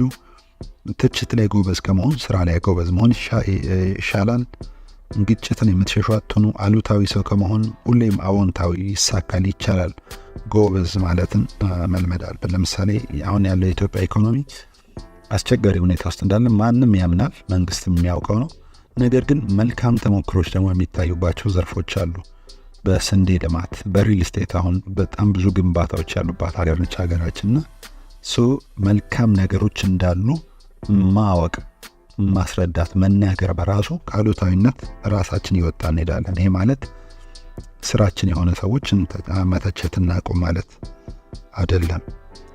ከፍሬ ቢስ አሰማምን በመውጣት ነቅሰን እዛ ላይ ብቻ መስማት ላይ እንድናዘወትር ለምሳሌ የተለያዩ አማራጭ ሚዲያዎች ሊሆን ይችላል፣ ሰዎችን ጓደኞቻችን ሊሆን ይችላል። እነሱን በመስማት መሄድ የመጀመሪያው ነው። እያንዳንዱን ነቅሶ መስራት የሚለው አውጥቶ ይሄን ነገር እስቲ በዚህ ሳምንት ልስራበት ብላችሁ የራሳችሁ ላይ መስራት ብትጀምሩ አንደኛው ነው። ሁለተኛው በዚያ ነገር ዙሪያ አሁን ነቅሰን ባወጣ ነው ነገር ዙሪያ ማንበብ፣ ፖድካስት ማየት፣ መስማት ሊሆን ይችላል። የተለያዩ ጽሁፎችን የስነ ልቦና አዋቂዎች፣ የኢኮኖሚስቶች፣ ሶሲዮሎጂስቶች የጻፏቸውን በዛ ጉዳይ ማወቅና መረዳትን ለምሳሌ ስለ ኮንፍሊክት ማኔጅመንት ማወቅ ለማንበብ መጣር፣ ስለ ግጭት አፈታት ብዙ ጻፉ ሰዎች ስላሉ ማለት ነው። በዛ ራሳችንን እያዳበር ነው እንሄዳለን። በመግባባት ላይ ኮሚኒኬሽን ላይ የጻፉ ሰዎች አሉ። እሱን በማንበብ ከአስቸጋሪ ሰውነት ማውጣት መላቀቅ እንችላለን። በቡድን ደግሞ ከጓደኞቻችን ጋር የቅርቤ ከምንላቸው ሰዎች ጋር መወያየት አንደኛው የመውጫ መንገድ ነው። በጣም አስቸጋሪ ሁኔታ ውስጥ ያሉና አስቸጋሪ ሰው መሆናቸውን በደንብ የተረዱ ሰዎች ደግሞ ወደ አማካሪዎች፣ ወደ ካውንስለር፣ ወደ ሳይኮሎጂስቶች እንዲሄዱ አበረታታለሁ። ይሄ በሀገራችን ብዙ የተለመደ አይደለም። ነገር ግን ጥሩ የሚሰሩ ደግሞ ስላሉ ወደ እነሱ ሄደው ምክርን በመፈለግ መለወጥ ይቻላል። የለውጥ መሳሪያ መሆን ይችላል። ወደ አዲስ ምዕራፍ መግባት ይቻላል የሚለውን ለማበረታታት እወዳለሁ። እንግዲህ ምን ላድርግ ካላችሁ አንደኛ እያንዳንዱን ነቅሳችሁ አወጣችሁ በተራ መስራት ትችላላችሁ። በእያንዳንዱ ነቅሳችሁ አወጣችሁት ዙሪያ ማንበብ፣ ፖድካስቶችን ማየት፣ መወያየት ትችላላችሁ። ሶስተኛ ወደ አማካሪ ጋር መሄድ የሚለው ሁልጊዜም እንደ አማራጭ ክፍት መሆን ያለበት ነው ብዬ አምናለሁ። የተወደዳችሁ እንግዲህ እኔ አስቸጋሪ ሰው ነኝ የሚለውን ለመመለስ ዛሬ ከኔ ጋር ቆይታ አደረገን። ሶሻል ፕላስ ፖድካስት በሌላ ርዕስ እንዲሁ ደግሞ ወደ እናንተ መድረሱን ይቀጥላል። ሰዋሰው ፖድካስትን ሰብስክራይብ በማድረግ ለወዳጅ ለዘመዶቻችሁ፣ ለምታውቋቸው ለጓደኞቻችሁ ሁሉ በማካፈል እንደዚህ መልካም ሀሳቦችን አብረን ማየቱን እንድንቀጥል አበረታታችኋለሁ። አስቸጋሪ ሰው ነኝ ብላችሁ ራሳችሁ እንዳስቸጋሪ ቆጠራችሁ ከባድ ሰው ብትሆንም መሻሻል ትችላለህ። ዛሬም ለለውጥ ክፍት ነው አየሩ ለማለት እወዳለሁ። ከ10 ስንት እንዳገኛችሁ እንግዲህ እርስ በርስን በመነጋገር ለማሻሻል አብረን መስራት እንችላለን። ሁላችንም ደግሞ ከዚህ ምናመልጥ አይደለንም። በትንሹም ቢሆን ከነዚህ 10 የአስቸጋሪ ሰው ምልክቶች አንዱና ሁለቱ በህይወታችን ያሉ ልንኖር እንችላለንና በዚህ መስራታችሁን ቀጥሉ እላለሁ። መስገን መሳፍንት ነኝ። ሶሻል ፕላስ ፖድካስት ክፍል 5 እዚህ ላይ ያለቀ።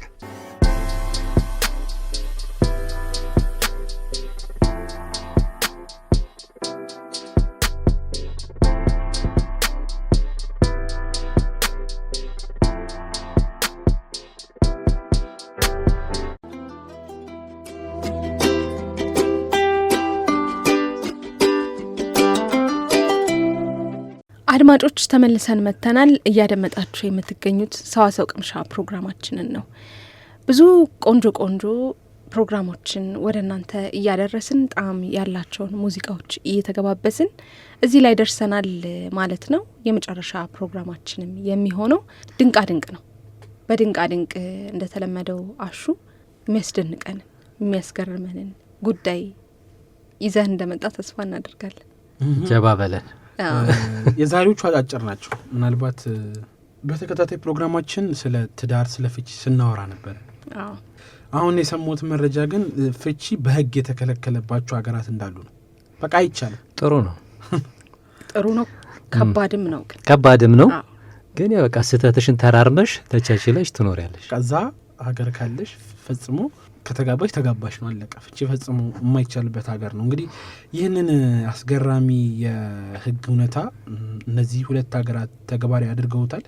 በአሁኑ ጊዜ በዓለማችን ላይ መፋታት በህግ የተከለከለባቸው ሀገራት ፊሊፒንስ እና ቫቲካን ናቸው። በጣም ያልጠበቅኳቸው ሀገራት ደግሞ በጣም የሚገርመው እንግዲህ በእነዚህ ሀገራት ህግ መሰረት እንግዲህ አንድ ጋብቻ ከተፈጸመ በኋላ ባልና ሚስቱ ትዳሩ ባይመቻቸው ቢሰለቻቹ በህጋዊ በሆነ መንገድ በፈጽሞ መለየት የማይፈቀድላቸው መሆኑና ትዳሩ እስከ መጨረሻው ጊዜ ድረስ የማይፈርስ ውል ነው። ይሄ ግን ፍራቻ ውስጥ ይከታል አይደለ? ሰዎች ወደ ትዳር እንዳይገቡ ፍራቻ ውስጥ የሚከት ይመስላል። እንዳልሽው ነው። ጥሩ ነው ግን አስፈሪ ከባድ ነው በጣም ብዙ ሰዎች ጋብቻን እንዲፈሩ የሚያደርግ ይሆናል። አዎ ሰው ሆኖ ተመልሼ አልወጣም ብለው መፋታት እኮ የሚመከር ጉዳይ ሆኖ ሳይሆን ግን ደግሞ ሰው ነሽ ማተስማሚባቸው ነገሮች ሊኖሩ ይችላል። አሁን ደግሞ ጊዜውም አስቸጋሪ ነው። እንደዚህ አይነት ህጎች ደግሞ ሰዎች በትዳር እንዳይኖሩ ወደ ትዳር ውስጥ እንዳይገቡ ምንድን ነው የማስጠንቀቂያ ደውል አይነት ይመስላል።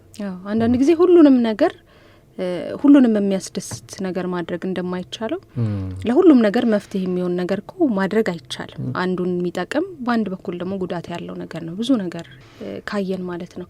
ይህም እንደዛው ይመስለኛል። እና እንደዛ ሆኗል። በዚህ ሳምንት ከሰማናቸው አስገራሚ ጉዳዮች መካከል እንግዲህ አንደኛው 10 ለክተ ነው ከዛ የምታገበው ማለት ነው። በደንብ 10 ያስበሽ ነው። 10 ጊዜ ለካ አንድ ጊዜ ቁረጥ። ስለዚህ አይተ ወሰነ ተጣጣ። ስለዚህ በህጋዊ ጋብቻ ከመጣመራቸው በፊት ረጅም ጊዜ እንግዲህ ባልና ሚስቶች አብረው መኖር ይጠበቅባቸዋል ማለት በደንብ መተዋወቅ አለባቸው። ፍቅረኛ ሆኖ እንደ ባልና ሚስት ግን እየኖሩ ከዛ ነው ያንን ውል ሊፈርሙ የሚችሉት ብዬ አስባለሁ እንጂ ቀድሞ የፈጠነ ለብለብ ተብሎ የሚገባበት ትዳር አይመስለኝም። እና እጅግ የሚያስገርም ጉዳይ ነው። ምናልባት ያ ሳይጋቡ አብሮ መኖሩን ራሱ በጣም እንዲበዛ የሚያደርግ የሚያበረታታ ነገር ሊሆን ይችላል። አይታወቅም። ግን በተለይ ፊሊፒንስ አስገርሞኛል በጣም። ሌላኛው ወርቅ መጸዳጃ ሳህን በ12.1 ሚሊዮን ዶላር መሸጡን የሚያስመለክት መረጃ ነው።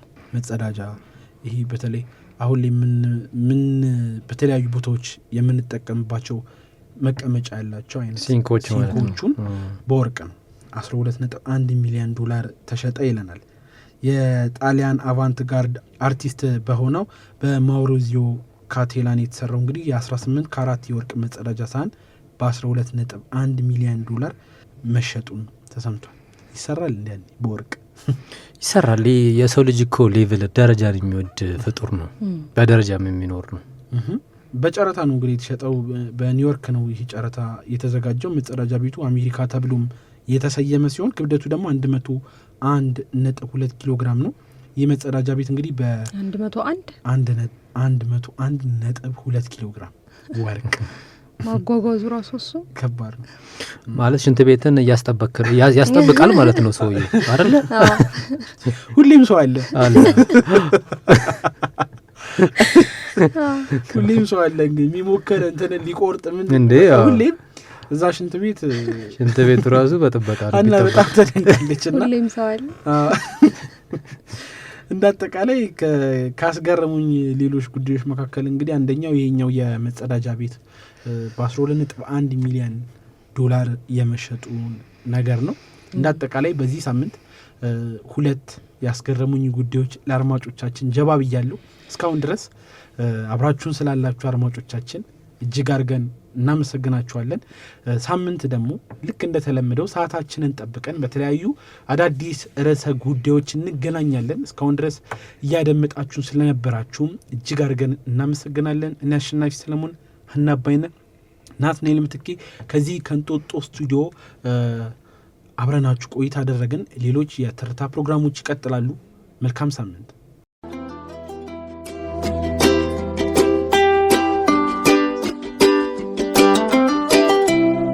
ሰዋሰው ቅምሻ ከሰዋሰው መተግበሪያና ዩቱብ ቻናል የተገኙ ቁም ነገሮች የሚቀርቡበት